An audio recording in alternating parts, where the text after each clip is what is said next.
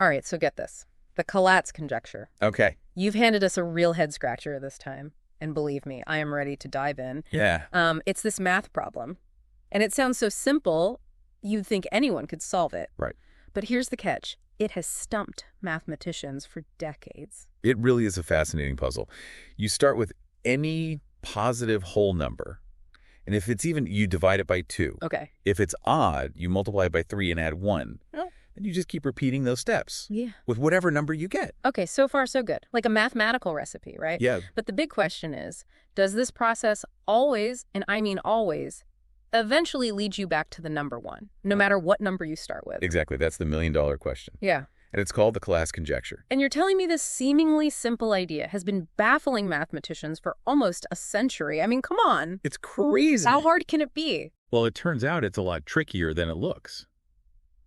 I mean, think about it. You could spend your entire life testing numbers, and you might find that it works for every single one you try, but that still wouldn't prove it's true for all numbers.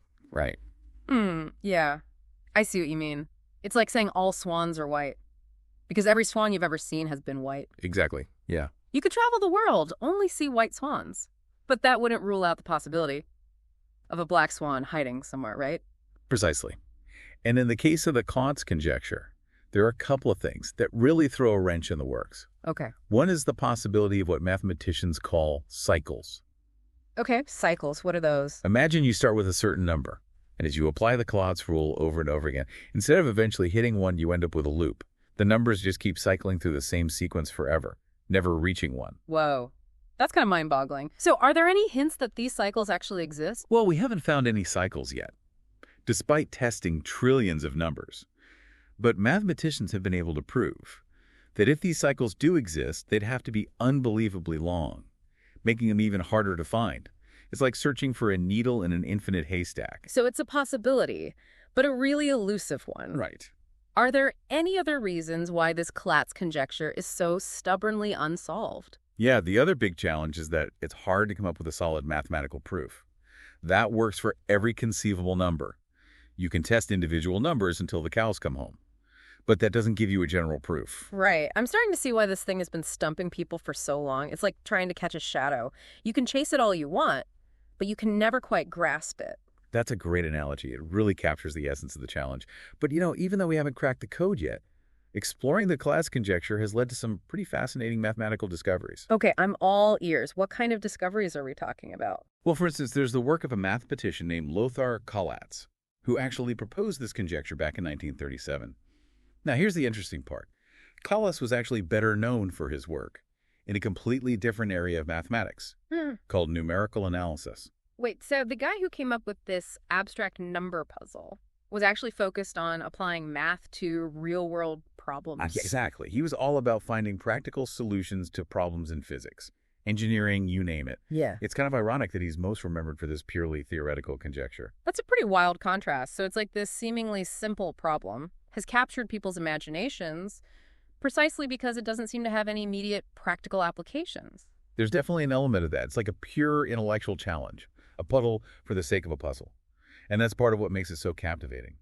But even though it might not have direct real-world applications, exploring the Collatz conjecture has forced mathematicians to develop new tools and ways of thinking about numbers. So it's like this puzzle is pushing the boundaries of mathematical understanding, even if we haven't solved it yet. Absolutely. It's like a mathematical mountain that everyone's trying to climb. Right. And even though we haven't reached the summit, the climb itself is revealing all sorts of amazing vistas along the way. Okay, I'm starting to get a sense of why this thing is so special. But before we go any further, I want to make sure I understand the core challenge here. You mentioned that we can test individual numbers, but that doesn't give us a general proof. Right. What would a solid proof for the Collatz conjecture actually look like?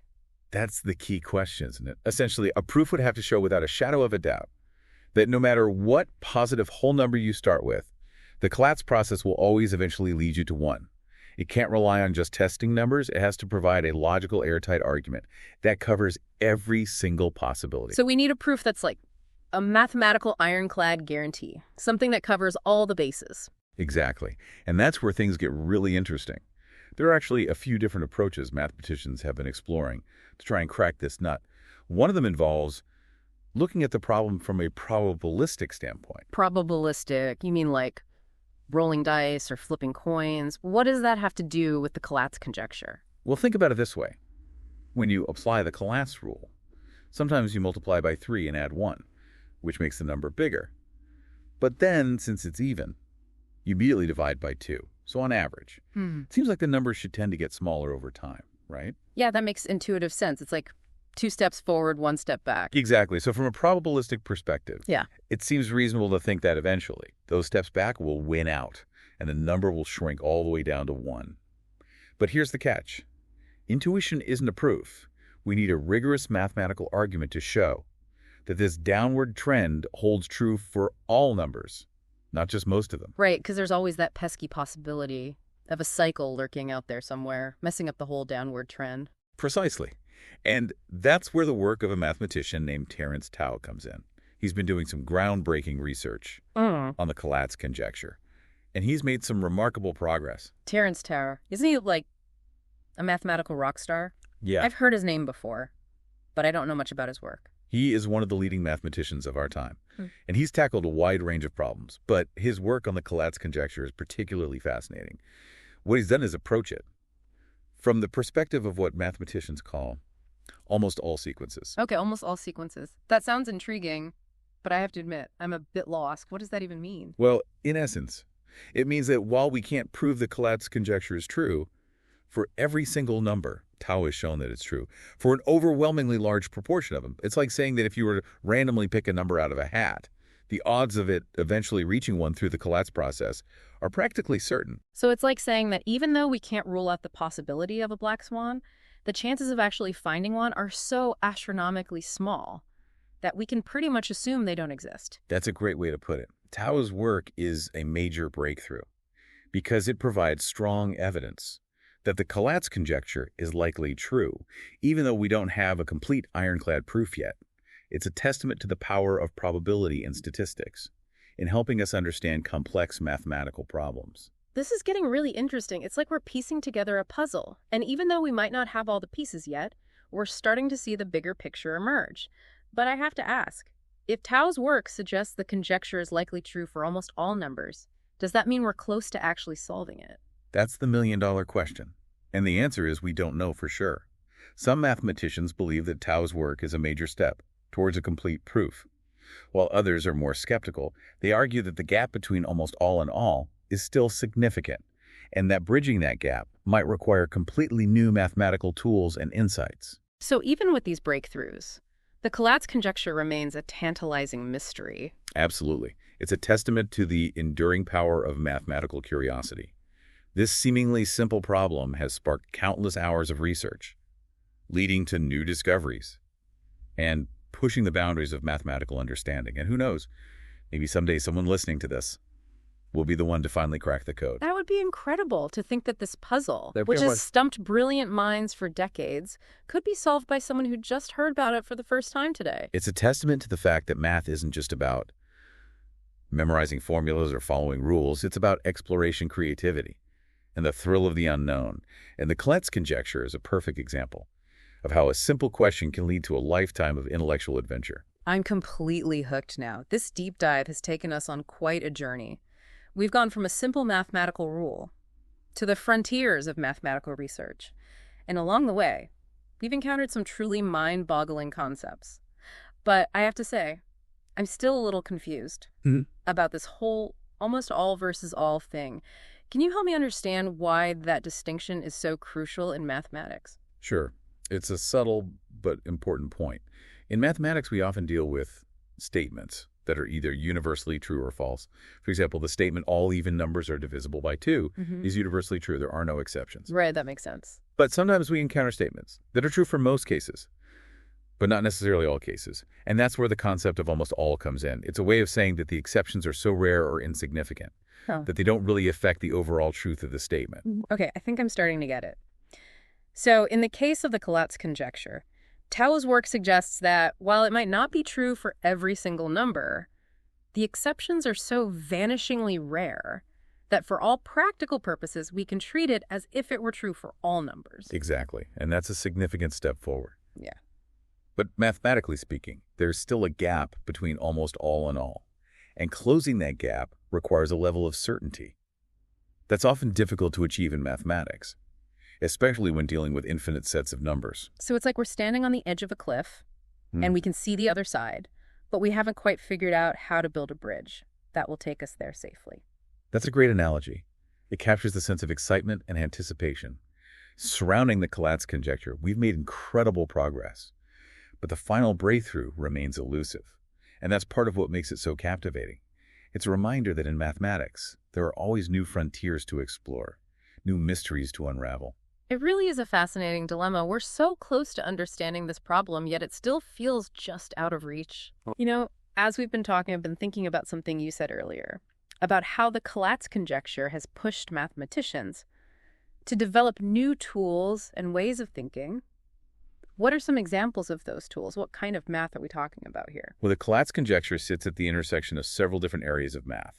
There's number theory, of course, which is all about the properties of whole numbers. But there's also a strong connection to dynamical systems, which is the study of how things change over time. Okay, I'm following so far. Number theory makes sense. But how does the idea of things changing over time relate to the Collatz conjecture? Think of it this way. Each time you apply the Collatz rule, you're essentially moving from one number to another. It's like taking a step on a mathematical journey. And by studying how those steps unfold, we can start to understand the long-term behavior of the system. So the Collatz conjecture is like a map, and we're trying to figure out if all roads eventually lead to Rome, which in this case is the number 1. Exactly. And that's where dynamical systems come in. They provide us with tools for analyzing how systems evolve, whether they converge to a single point, oscillate between different states, or exhibit chaotic behavior. This is blowing my mind. I never realized how deeply connected this simple problem is to so many different areas of math. It's like a mathematical spiderweb, with threads extending in all directions. It really is. And that's part of what makes the Collatz conjecture so compelling. It's a microcosm of the interconnectedness of mathematical ideas. You know, I've also been wondering about something else. You mentioned earlier that anyone can play around with the Collatz conjecture. You don't need a PhD in math to explore it. Right. Has anyone without formal training ever made any significant contributions to research on this problem? Well, major breakthroughs often come from seasoned mathematicians. The beauty of the Collatz conjecture is its accessibility. It's simple enough for anyone to grasp. And there's always the possibility that someone with a fresh perspective could stumble upon a key insight. So it's like a mathematical treasure hunt that's open to everyone. Precisely. And who knows, maybe someday, a curious amateur mathematician will be the one to finally crack the code. That would be an amazing story. Well, as we wrap up this deep dive, what's one final thought you'd like to leave our listener with? I'd say this. The Collatz conjecture is a testament to the enduring power of simple yet profound questions.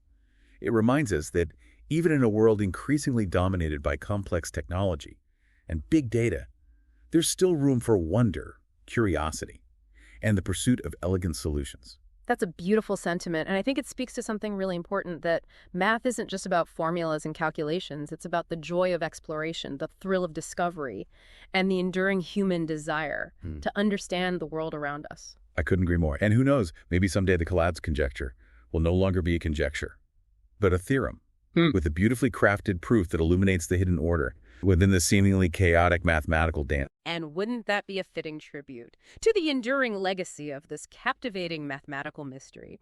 Well, on that note, we'll leave you to ponder the intricacies of the Collatz conjecture. Thanks for joining us on this deep dive. Until next time, keep exploring.